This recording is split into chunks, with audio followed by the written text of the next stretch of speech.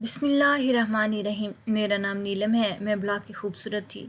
मेरे घर वाले मेरी शादी करने पे राज़ी नहीं थे। वो मेरी शान शान कोई रिश्ता ढूंढना चाहते थे, मगर उसी दौरान मुझे एक लड़का पसंद आ गया। वो एक कमी ज़ात से तल्लुक़ रखता था। इसका नाम अहमद था और वो बहुत खूबसूरत बातें किया करता। उसने मेरे हुस्न की जो तारीफ़ की, इसकी मिसाल कहीं नहीं मिलती।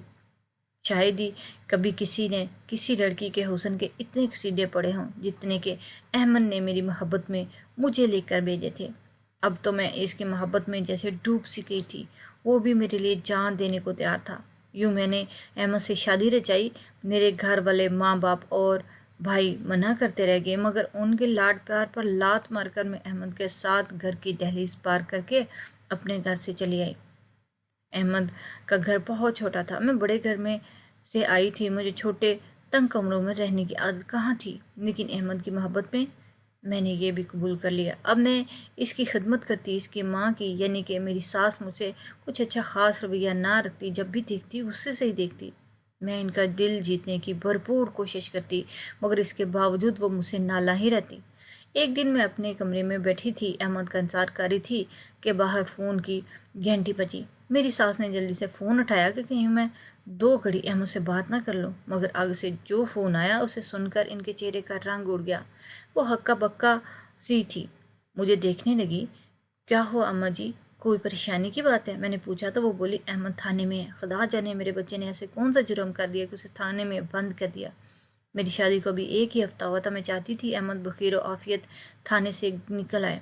मैंने अपने भाइयों, अब्बा को फ़ोन मिलाने की कोशिश की तो उन्होंने मेरी किसी बात का जवाब नहीं दिया। अलबत्ता मुझे मेरी छोटी बहन ने बताया कि मेरे शौहर अहमद को मेरे भाइयों ने बंद करवाया है। मेरा ख़ानदान ताकतवर था, उन लोगों के तल्लुकात बहुत ज़्यादा थे। मेरे शौहर को बंद करना इनके लिए कौन सी मुश्किल बात थी। अब वो सलाखों के पीछे चला गया। मैं नहीं जानती थी कि इसका कसूर क्या है। जब कहीं से भी मुझे मदद नहीं मिली तो मैं खुद ही थाना चली आई। हमारे घर से थोड़ी दूर ही वो थाना वाक़ था जिसमें मेरे शौहर को बंद किया था। मैं कोर्ट कचहरी अस्पताल से हमेशा डरती थी।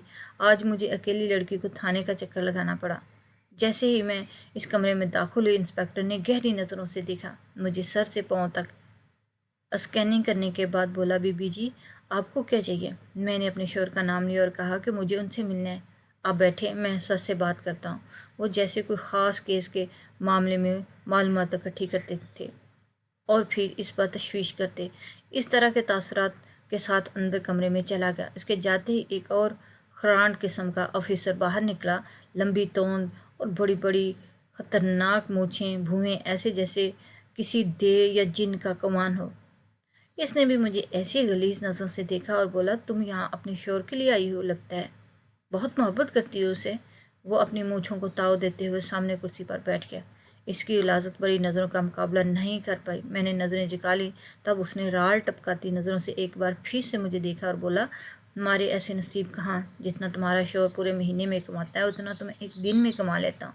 वो कहकर वो ज़ोरदार कहका लगा के हंस दिया, पर मेरी बसी के बारे आंखों से आंसू निकल आए। अरे आप रोए मत, आप जैसे लोगों को मैं रोता हुआ नहीं देख सकता। बताइए क्या बात है, मैं आपकी क्या मदद कर सकता हूँ? मैं फिर अपने शौहर का नाम लिया, जो वो भी हैरान हुआ और बोला, क्या आप वाकई ही अहमद की बीवी हैं?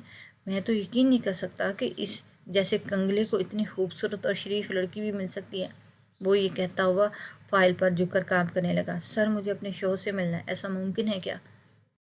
और मैं पूछ सकती हूँ कि आपने इन्हें किस जुर्म में थाने में बंद किया है? बीबी हमें ऊपर से आर्डर आते हैं, हम जुर्म नहीं पूछते, बस हुक्म की तामील करते हैं। उसने मुझे एक नज़र फिर देखा और अपने काम में मसरूफ़ हो गया। अब मैं क्या करूँ? मैं आपकी मदद कर सकता हूँ, लेकिन इसकी एक शर्त है। उसने सोचते हुए जवाब दिया। क्या शर्त है, आप बताएं? मैंने बेताबी से पूछा। आप अंदर कमरे में आए, मैं आपको तफसील से बताता हूँ। ये कहकर उसने अपनी फ़ाइल उठाई और अपने कमरे में चला गया। मैं बेबसी, मजबूरी और लाचारी की तस्वीर बनी इसके पीछे कमरे में दाखिल होगी। मैं इसके सामने बैठ गई। उसने सरगोशी वाले अंदाज में टेबल पर अपनी कोनी रखे और मुझे मुखातब करके बोला, देखो बीबी, बात तो साफ साफ है, आपके शोहर का एक और लड़की के साथ चक्कर है। जैसे आप जैसी खूबसूरत लड़की और हसीन लड़की को अपने जाल में फंसा कर उसने शादी की, बिल्कुल वैसे ही एक अमीर घराने की लड़की से शादी करना चाहता था। उस लड़की का पहले से एक मुगेतर था जो कि इसी ख़ानदान का था। جب منگیتر نے مداخلت کی اور آپ کے شوہر کو اس لڑکی کو جدا کرنا چاہا تو آپ کے شوہر نے لڑکے کی جان لے لی۔ وہ معصوم اور شریف گھرانے کا لڑکا تھا، ایسے میں آپ کے شوہر کو بھی اسی جرم کی وجہ سے بند کیا ہے، اور اب وہ شاید کبھی اس تھانے کے باہر کی دنیا دیکھ سکے ہی نہ۔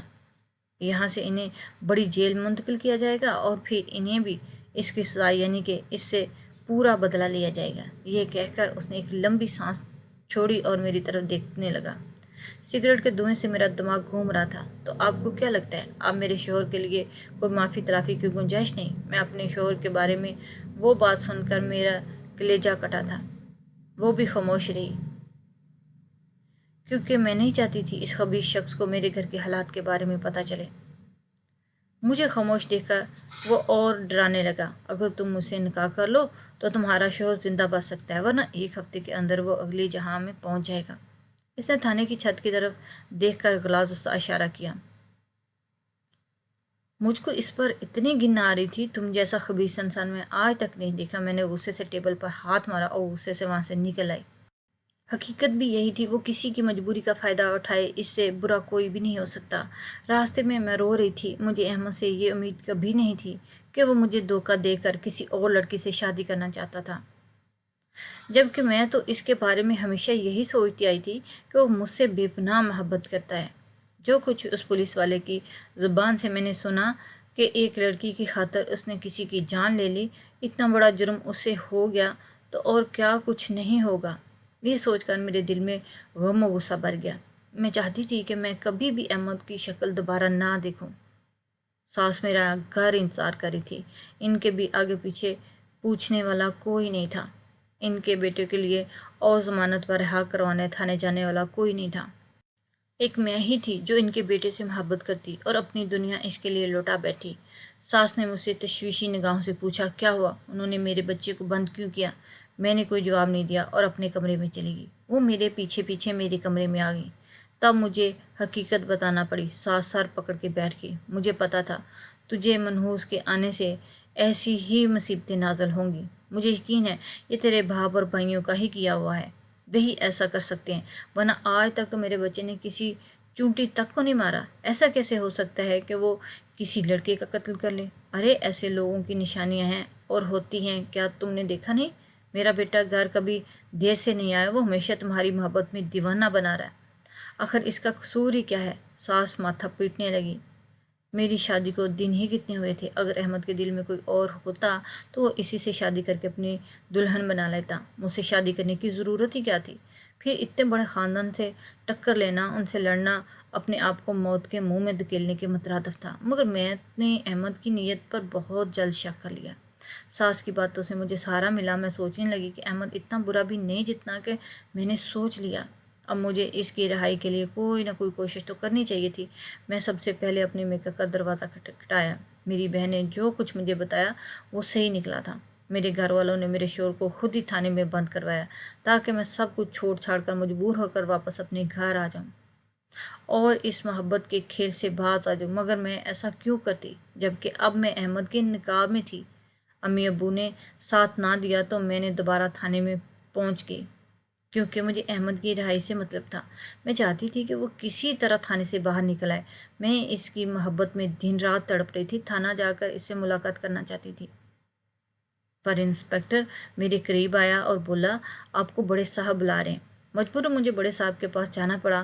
اس نے مجھے اسی طرح کرسی پر بیٹھنے کو کہا اور اپنی غلیظ نگاہوں کا شکار کرتے ہوئے بولا، تمہارا شوہر بہت برے حالات میں ہے، اس کا جسمانی ریمانڈ چل رہا ہے، عدالت میں اس کی پیشی بہت جلد ہے، اگر تم چاہو تو اسے بچا سکتی ہو، میری شرط تو وہی ہے۔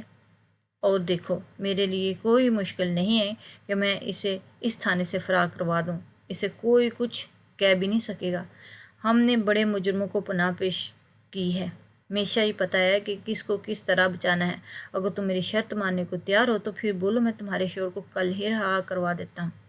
انسپکٹر صاحب، ہم نے محبت کی شادی کی ہے، میں نے اسے تقریباً اللہ کا واسطہ دیتے ہوئے گڑ گڑاتے ہوئے کہا۔ محبت کی شادی میں ایسا ہی ہوتا ہے، شوہر نے جرم کیا ہے، اس کی کوئی معافی نہیں۔ ہاں اگر تم میری بات مان لو تو اس کی زندگی بچ جائے گی، اگر تم اس سے سچی محبت کرتی ہو تو تمہیں اپنی محبت کی قربانی دینا ہوگی۔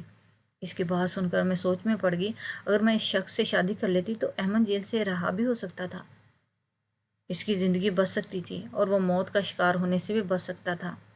یہی سوچ کر میں نے انسپیکٹر کو آفر پر غور کرنا شروع کر دیا، مگر وہ اس قدر خوفناک نظر آتا تھا کہ اس سے کوئی بھی لڑکی شادی تو کیا بات کرنا بھی پسند نہ کرے گی۔ رضامندی کے بعد جب میں نے انسپیکٹر سے احمد سے ملاقات کی خواہش ظاہر کی تو اس نے مجھے روک لیا۔ دیکھو، جب تم سے شادی کرنی ہے تو پھر تمہارا اپنے شوہر سے ملنے کا کیا جواز بنتا ہے؟ آخر مجھے اپنے شوہر سے طلاق بھی تو لینا ہوگی نا، نکاح پر نکاح تو نہیں ہوتا۔ ارے تم فکر نہیں کرو، یہ سب کچھ میں کر دوں گا، بس تم مجھے اتنی خوبصورت لگی ہو کہ میں نہیں چاہتا کہ تم میری آنکھوں کے سامنے سے ایک پل کے لیے بھی جدا ہو۔ اس کی جان بخشی تو کیا، میں کسی کی بھی جان لے سکتا ہوں تمہارے لیے، بس تم ایک بار ہاں کر دو، پھر دیکھو میں دنیا کی ہر نعمت تمہارے قدموں میں لا کر رکھ دوں گا۔ اس خبیث کی باتیں مجھے اس وقت بہت بری لگ رہی تھی، مگر میری مجبوری تھی کہ میں اسے سنتی جا رہی تھی۔ میری لاکھ منت کے باوجود بھی اس نے مجھے احمد سے ملنے نہیں دیا۔ احمد میرے دل و جان میں بستا تھا، وہ میری رگوں میں خون بن کر دوڑتا تھا۔ میں نے اس کے لیے اتنی بڑی قربانی دینے کا فیصلہ بھی کر لیا تھا، کیونکہ میں چاہتی تھی کہ میری وجہ سے وہ جیل میں سڑ سڑ کر ساری عمر نہ گزارے۔ میں نے ہر کوشش ہر بار آزما لیا تھا، میرے پاس آخری راستہ انسپیکٹر سے شادی کرنا ہی بچا تھا۔ میں نے اپنے شوہر سے ملاقات کیے بغیر ہی نکاح کی حامی بھر لی۔ شام کو انسپیکٹر مجھے اپنی گاڑی میں بٹھا کر ایک انجان جگہ پر لے گیا۔ یہ کوئی ہوٹل تھا جس کو دیکھ کر میرے ذہن کی یادیں تازہ ہو گئی۔ ہم بھی گھر سے بھاگ کر اسی طرح آئے تھے۔ آج میرے دل میں کوئی خوشی نہیں تھی، میری آنکھوں سے آنسو بہہ رہے تھے اور میں کسی اور کی ہونے جا رہی تھی۔ یہ کیسا نکاح تھا جس میں نہ میں نے عدت پوری کی اور نہ ہی کوئی اور کارروائی ہوئی؟ میں تو اپنے حواس کھو بیٹھی تھی۔ مجھے ان مسائل کا باریکی سے اندازہ بھی نہیں تھا، مجھے یہ بات معلوم نہ تھی کہ میں کیا کرنے جا رہی ہوں۔ میری عمر اس وقت صرف اور صرف 17 سال تھی۔ اس نازک اور کچی عمر میں انسان کے دماغ پر اس کے خواب طاری ہوتے ہیں، وہ کسی اور چیز کو نہ دیکھتا ہے نہ سمجھتا ہے۔ انہی سوچوں میں گم تھی کہ اس نے گاڑی کا دروازہ کھولا۔ اس نے مجھے اپنے پیچھے آنے کا اشارہ کیا۔ میں اس کے پیچھے پیچھے کسی مجرم کی طرح چل رہی تھی۔ ہوٹل کے ریسیپشن پر جا کر اس نے میرے لیے اور اپنے لیے ایک کمرہ بک کیا۔ ہوٹل کا عملہ مجھے عجیب نظروں سے دیکھ رہا تھا، جبکہ وہ اپنی وردی میں ملبوس تھا۔ تھوڑی دیر میں وہ مجھے ایک کمرے میں لے گیا۔ وہ کہنے لگا، تم یہاں بیٹھو، میں مولوی صاحب کا بندوبست کر کے آتا ہوں۔ یہ کہہ کر وہ کمرے سے نکل گیا۔ میں حیرت اور بے بسی کی تصویر بنی کمرے کو غور سے دیکھ رہی تھی۔ جی چاہتا تھا کہ میں ابھی اس کھڑکی سے کود کر اپنی جان دے دوں، لیکن حرام موت مرنے کا کیا فائدہ، تو احمد سے ملاقات کا کوئی بہانہ باقی نہ رہ جائے۔ اس طرح کم از کم احمد کی زندگی تو بچا رہی تھی۔ اگر میں بھی مر جاتی تو خدا جانے میرے احمد کا کیا ہوتا۔ میں یہی سوچ کر پریشان تھی کہ آدھے گھنٹے کے بعد وہ خبیث آیا اور بولا، ہمارے نکاح کا وقت ہو گیا، تم یہیں بیٹھو، کچھ لوگ آئیں گے، وہ تم سے قبول و ایجاب لیں گے، بس تم نے ہاں کہہ دینی ہے۔ اس کے بعد سمجھو کہ تمہارا دیوانہ اس دنیا میں آزاد گھومے گا پھرے گا، اسے کوئی کچھ نہیں کہہ سکے گا۔ میرا دل زور زور سے دھڑکنے لگا۔ نکاح کے کاغذات پر سائن کرنے سے پہلے میرے جسم میں جان ہی نہیں رہی تھی۔ ایک آدمی جس کے چہرے پر داڑھی تھی، نہ ہی وہ مولوی کی طرح لگتا تھا، کمرے میں آیا۔ اس نے میرے سامنے 2-3 کاغذات رکھے۔ میں نے ان پر بنا دیکھے ہی سائن کر دیے۔ میں کیا دیکھتی، کیا پوچھتی، کیا سنتی؟ میرے تو اپنے حواس کھو چکے تھے۔ یہ کیسا نکاح تھا، کیسی شادی تھی؟ نہ ہی اس شادی میں کوئی شریک تھا، نہ اس نکاح کا کوئی گواہ تھا۔ مجھ سے بس اس کاغذات پر دستخط لے لیے گئے، پھر وہ لوگ باہر چلے گئے۔ وہ خبیث اندر آیا، اس کے ارمان پورے ہو گئے اور میں اپنی بے بسی پر روتی رہ گئی۔ 6-7 دن یہ آنکھ مچولی کا کھیل میرے ساتھ کھیلتا رہا۔ اب میں اسے کہنے لگی کہ تم مجھے اپنے گھر لے چلو۔ ہوٹل میں تو اپنا گھر بسا نہیں سکتی نا، کسی بھی شخص کو شادی کے لیے گھر کی ضرورت ہوتی ہے۔ میں کب تک یہاں رہوں گی؟ اس نے مجھے تسلی دی کہ وہ نیا گھر بنا رہا ہے، کیونکہ اس نے پہلے سے شادی کر رکھی ہے، تو وہ مجھے اپنی پہلی بیوی کے ساتھ نہیں رکھ سکتا۔ اس نے مجھے الگ گھر میں رکھنا ہوگا۔ 1 ہفتہ یہی کھیل چلتا رہا۔ میں اسے سوال کرتی رہی، وہ مجھے بہلاتا رہا۔ ہاں، تقریباً 1 ہفتے کے بعد اس کی حقیقت بالکل کھل کر سامنے آ گئی۔ اس کے ارادے عیاں ہو گئے اور میں اپنی بے بسی پر کچھ بھی نہ کر سکی۔ ہفتے کی رات وہ خبیث میرے پاس آیا اور بولا، بس میں تمہیں سوموار کو یہاں سے لے چلوں گا، تم یہاں میرا انتظار کرنا، اس کے بعد ہماری زندگی میں تمہارے اور میرے علاوہ کچھ نہیں ہوگا۔ مجھے اس سے محبت نہیں تھی، مگر میں ایک تحفظ چاہتی تھی۔ سوموار سے پہلے ہی ہوٹل کا عملہ ایک دن میرے کمرے میں گھس آیا اور بولا، آپ یہاں کب سے مفت رہ رہی ہیں؟ اس پولیس والے کی وجہ سے ہم نے آپ کو کچھ کہا نہیں، لیکن اب ہمارے لیے یہ بات ناقابل برداشت ہو چکی ہے۔ ہمارے ہوٹل میں شریف لوگ آتے ہیں، آپ جیسے لوگوں کی وجہ سے ہماری بدنامی ہوتی ہے، یہ کمرہ خالی کر دیں۔ میں ان لوگوں پہ حیران تھی۔ میں نے انسپکٹر صاحب کا بتایا تو وہ بولے ان کا تو روز کا یہی کھیل ہے، وہ اسی طرح بیوقوف لڑکیوں کو یہاں لاتے ہیں اور پھر ان کے ساتھ کچھ دن رہتے ہیں اور بعد میں یہ کمرہ خالی کر دیتے ہیں۔ انہوں نے کبھی ہمیں کرایہ نہیں دیا، اپنی بدماشی کی بنیاد پر وہ ہمیں لوٹتے ہیں، اور ان معصوم لڑکیوں کو بھی جن میں نہ دماغ ہے نہ عقل۔ خدا جانے آپ لوگوں کے دماغ میں عقل ہے کہ نہیں جو اس خبیث کے ساتھ اٹھ کر چلی آتی ہو۔ ہوٹل کے عملے کی بات سن کر میرا رواں رواں کانپنے لگا۔ یہ ایک بہت ہی مخلص شخص تھا جس نے مجھے یہ ساری کہانی سنائی تھی۔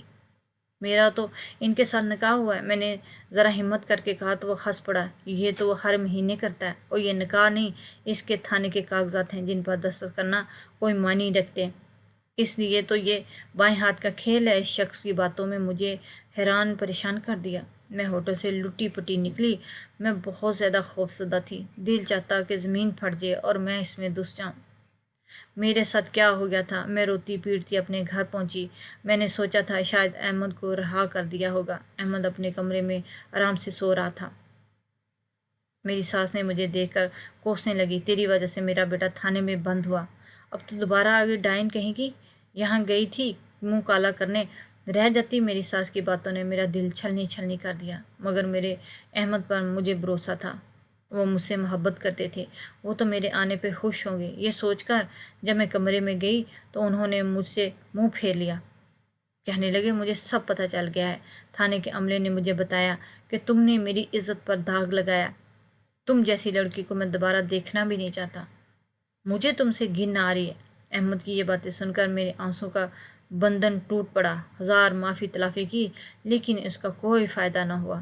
میں اس قدر روئی، اس قدر ٹوٹی کہ شاید میں زندگی میں کسی کو اتنا دکھ نہ ملا ہو۔ میں لٹ بھی گئی اور مجھے میری منزل بھی نہ ملی۔ اب سوائے رونے کے کوئی کام نہیں تھا میرے پاس۔ میرا باپ چاہتا کہ میں دوبارہ ان کے پاس چلی جاؤں، جبکہ جو ماں باپ اور بھائی میری ہی عزت داغدار کرنے کے ذمہ دار تھے، میں ان کے گھر کیسے چلی جاتی؟ میں آج بھی دارالمان میں روپوش ہوں، اپنے ماں باپ اور بہن بھائیوں کا چہرہ تک نہیں دیکھنا چاہتی جنہوں نے میری ہستی بستی جنت میں آگ لگا دی۔